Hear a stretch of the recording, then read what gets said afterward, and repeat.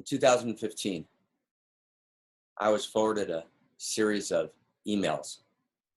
It was October, in which Stephen Dinan said that he was intending to organize a takedown article or column in the New York Times.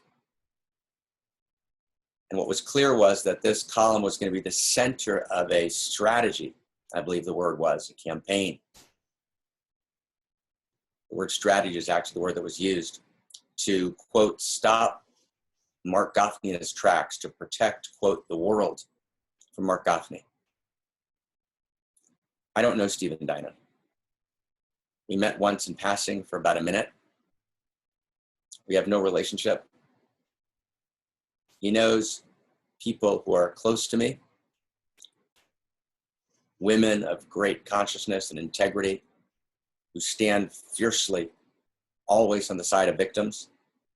He didn't call them to check for information. Stephen, unfortunately, hid the fact that he was furious, as he indicated in a series of rageful emails. He was furious with Barbara Marx Hubbard because of a clash between them, which I had nothing to do with. Stephen felt betrayed. Barbara had asked myself and Irvin Laszlo to participate in a 2020 event. She had not mentioned any word that Stephen and her had discussed this or that Stephen was involved with it. We literally had no idea. Barbara, Irvin, myself got on a phone call. We wrote up something of the vision of this 2020 event, and it triggered an enormous rageful response from Stephen. And Barbara, this is Barbara's story to tell, not mine. And Barbara tells this story on the Who is Marc Gafni site. And it's this story which is really the trigger for Stephen then plugging into people who had organized false complaints against me a decade ago, who had been involved 5 years ago. Stephen plugged into that meme. Didn't check facts. Barbara Marx Hubbard, Warren Farrell, other people invited Stephen almost desperately to dialogue, to talk, to meet, to check information. In October 2015, I offered time and again to meet with Stephen directly, face-to-face, in a facilitated context with his team, with our team, to review information, to check facts, not to blindly plug into a negative meme and then to deploy it for his own purposes. Sadly, Stephen seems to have fallen, possibly unconsciously. I completely believe that Stephen believes he did the right thing, into what's called the victim triangle. Stephen actually acted as a perpetrator, but portrayed himself as a rescuer, hid his anger at Barbara, right? Hid his rage behind the veneer of victim advocacy. And this has to stop. It's not the way we do sacred America. So I responded, because of course I had to respond. Right? What else could I do? I waited a year, hoping that things would move in a different direction. But in the end, I had to respond fully, right, to all of the distortions, the falsifications that were launched by the smear campaign that Stephen directly, indirectly orchestrated, organized. And we put up a full site, Who is Marc Gafni? There's a set of videos that specifically are in response to Stephen. Now, I have no doubt, and I want to talk to Stephen directly if I can. I have no doubt, Stephen, of your good intention. And if I can say this, and I mean it gently, but jihadists also have good intentions. The question is, how do we do conversation? The question is, how do we fight? The question is, how do we do conflict? So if you demonize me as the black magician as you have, you talk about me being a sociopath, right? You psychologize me on the web. Stephen, as you can imagine, any number of people have come to me in the past year with shockingly negative things to say about you. Do I have any idea whether they're true? I don't. Can I check them? Not unless I've spoken to you. I have to check your heart. I have to check in with you. I have to understand and feel you. I have to ask you questions.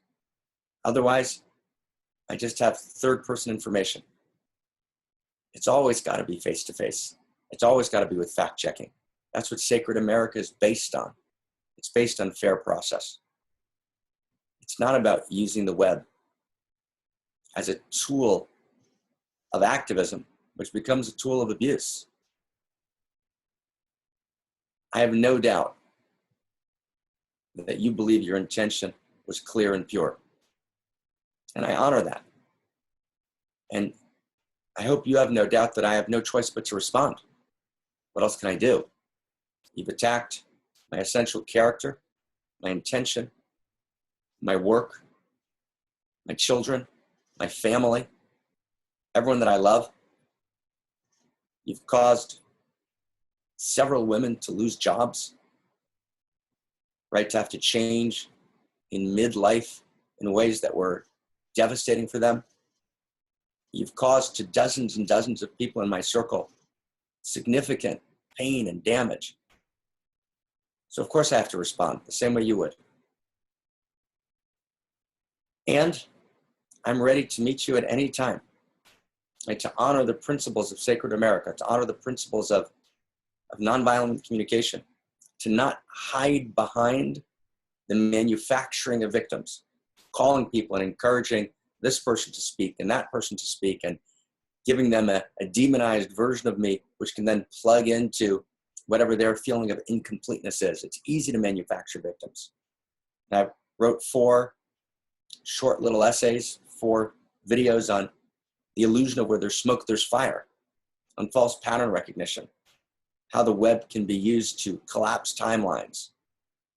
But all of this isn't for the web. All of this is for direct conversation.